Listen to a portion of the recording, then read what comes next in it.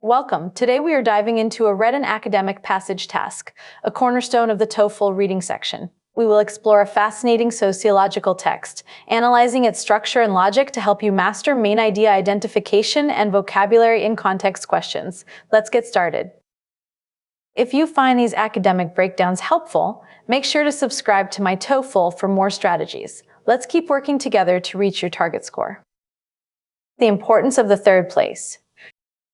The title third place introduces us to a specific sociological concept that the passage will define. By highlighting the importance, the author signals that the text will focus on the positive value these spaces bring to a community. The concept of the third place refers to social environments that are separate from the two primary locations of home and work. This sentence provides the foundational definition of the topic, explaining that these social environments are separate from our primary lives. It establishes a clear distinction from the home and work settings where we spend most of our time. Sociologist Ray Oldenburg coined the term to highlight the importance of neutral public spaces, such as coffee shops, libraries, and parks. Here, the author introduces the origin of the term and grounds the theory with familiar examples like coffee shops. The phrase neutral public spaces is the key academic term used to describe the accessibility of these locations. These areas provide a vital platform for community engagement, allowing individuals to escape the private demands of family life and the formal expectations of their professional careers. The author explains the psychological function of these spaces, noting that they allow people to escape the private demands of their lives. By contrasting this with formal expectations, the text highlights the relaxed, low-pressure nature of the third place. By serving as a bridge between the private and public spheres, third places foster a sense of civic identity and belonging that is often missing in modern urban life. This sentence serves as a concluding thought for the paragraph, describing the third place as a bridge between different social spheres. This connection is vital because it helps build a civic identity that might otherwise be absent in modern cities. For a location to function effectively as a third place, it must be highly to spontaneous and informal social interaction. As we move into the second paragraph, the author focuses on the requirements for such a space, specifically that it must be conducive to social life. The word spontaneous is important here, as it implies that interactions happen naturally without being forced. In these spaces, social status and professional rank are typically set aside, creating a leveling effect where everyone's contribution to the conversation is valued equally. This sentence introduces the leveling effect, a central characteristic where social hierarchies are set aside. It describes a democratic environment where everyone's input is respected regardless of their job or background. The primary activity in such environments is talk, which allows for the exchange of ideas and the development of new relationships without a specific commercial or political agenda. The author identifies talk as the primary activity, emphasizing that communication is the main purpose of these gatherings. Because there is no commercial or political agenda, the social bond remains the priority. Regular visitors often act as informal hosts, ensuring that the atmosphere remains welcoming and that newcomers feel integrated into the existing social fabric. This sentence highlights how the community maintains itself through informal hosts who welcome others. This ensures that even a newcomer feels integrated into the social group, preserving the space's welcoming atmosphere. However, the physical presence of third places has declined in many regions due to changes in urban design and the rise of digital technology. The transition word, however, signals a shift from the positive attributes to the fact that these places have declined. This introduces the final section of the passage, which deals with modern challenges to these social hubs. The expansion of car-dependent suburbs has reduced the number of walkable community spots, making it harder for people to gather spontaneously near their homes. The author points to car-dependent suburbs as a major cause of the decline in third places. Because these areas lack walkable spots, the opportunity for people to meet near their homes is significantly reduced. Additionally, while the internet provides a virtual platform for communication, it lacks the multisensory and local nature of face-to-face interaction found in physical spaces.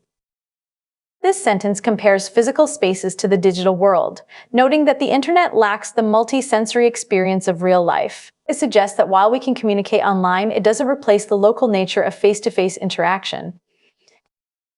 The loss of these physical anchors can result in increased social isolation and a decrease in social capital, which is the network of mutual trust and cooperation within a community. The passage concludes by warning that the loss of these physical anchors leads to social isolation. This decline directly hurts social capital, which is the trust and cooperation that keeps a community strong. What is the passage mainly about? This is a main idea question. As indicated by the phrase mainly about, we need an option that captures the definition, characteristics, and the current status of these social spaces mentioned throughout the text. Now, keeping this in mind, let's evaluate our options. Let's take a closer look at option A, the historical development of modern urban libraries. While the passage mentions libraries as an example, it does not focus on their historical development. This choice is too narrow because it only looks at one example rather than the whole concept. We should eliminate this. Now let's examine option B, the impact of home design on family relationships.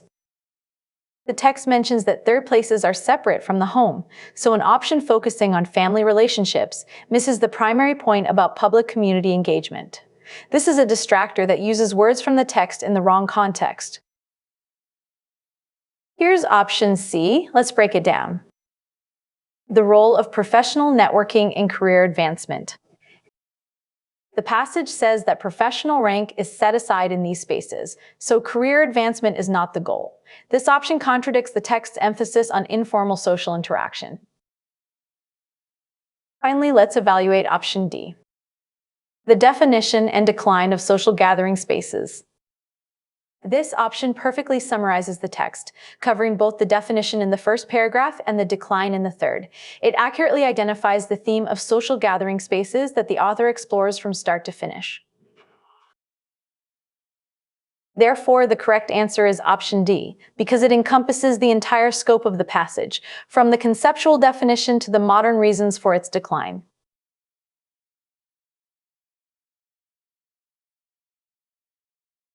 The word in paragraph 2 is closest in meaning to. This is a vocabulary question focused on the word conducive. We need to look at the context of spontaneous and informal social interaction to see what kind of environment would help these things happen. Now, keeping this in mind, let's evaluate our options. Let's take a closer look at option A. Equivalent. Equivalent. The word equivalent means equal in value or amount. While the text mentions social equality, it doesn't mean the location is equal to the interaction itself. This doesn't fit the sentence structure logically. Now, let's examine option B. Harmful. Harmful. The text says these places foster a sense of belonging, which is a positive thing. Harmful is a negative word and would mean the location prevents interaction, which is the exact opposite of what the author is saying. Here's option C. Let's break it down. Favorable. The word favorable means creating helpful conditions. If a space is conducive to interaction, it means the environment makes talking and meeting very easy and likely, which fits the context perfectly. Finally, let's evaluate option D. Resistant. If a location were resistant to interaction, it would be difficult for people to socialize there. This contradicts the welcoming atmosphere that the passage describes as a key feature of a third place. The correct answer to this question is option C, since the word conducive describes an environment that is helpful or favorable for the social activities mentioned.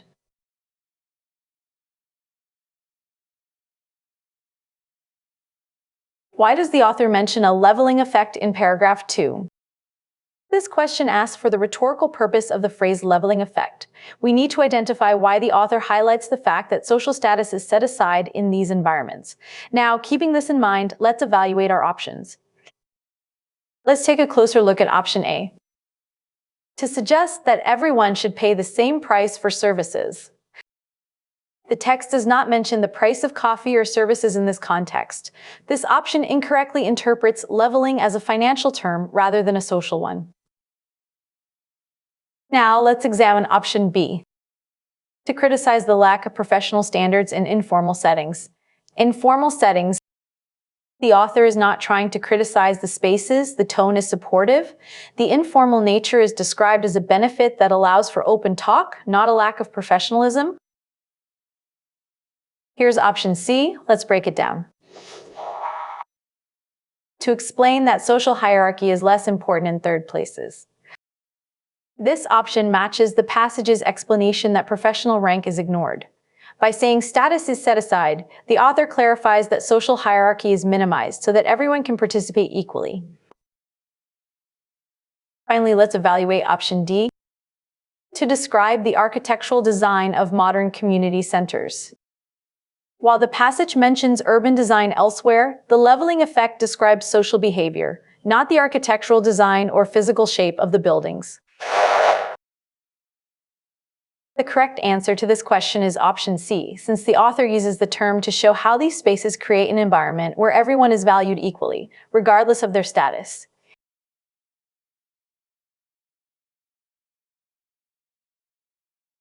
According to the passage, all of the following are characteristics of a third place except.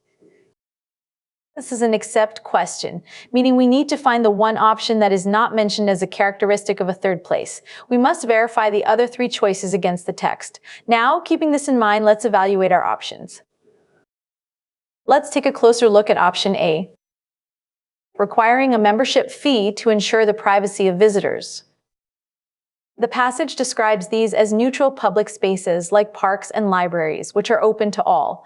It never mentions a membership fee, and privacy is actually what people are escaping from. This is our incorrect characteristic. Now let's examine option B, providing a neutral ground for diverse people to interact. This is a true characteristic found in the text, which calls these locations a neutral ground where people can escape their private lives.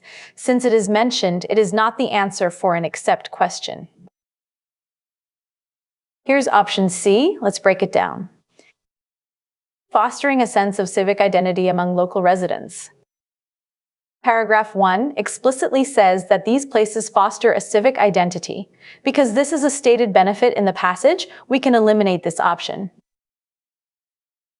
Finally, let's evaluate option D, being a location separate from home and the workplace. The very first definition states that a third place is separate from the home and work. Since this is the core definition of the concept, it is a mentioned characteristic and should be eliminated. Therefore, the correct answer is option A because the text emphasizes that these are neutral public spaces rather than private clubs that require a membership fee.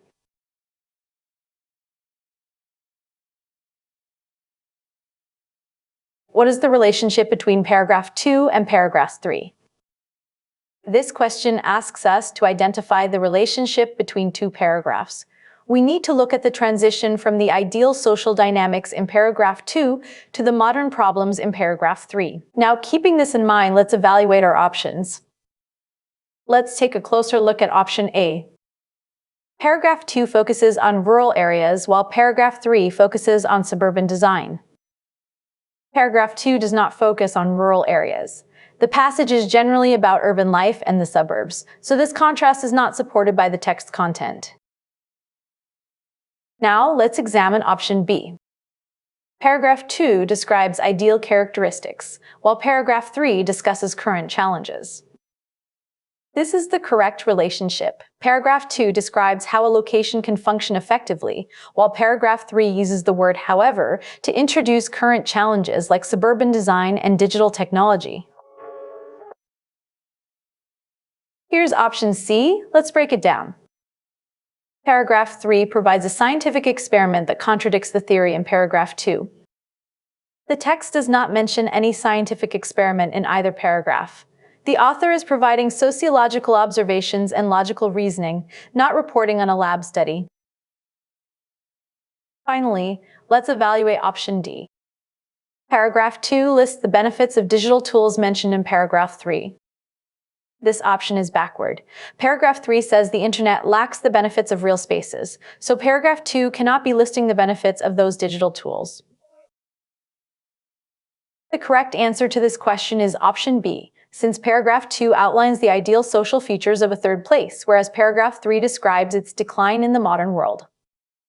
To master the TOEFL reading section, always pay close attention to structural shifts marked by transition words like however. Understanding how paragraphs relate, such as moving from a theory to its real-world decline, will help you answer main idea and relationship questions with confidence. Keep practicing your ability to trace specific concepts through the text, and you will see your score improve.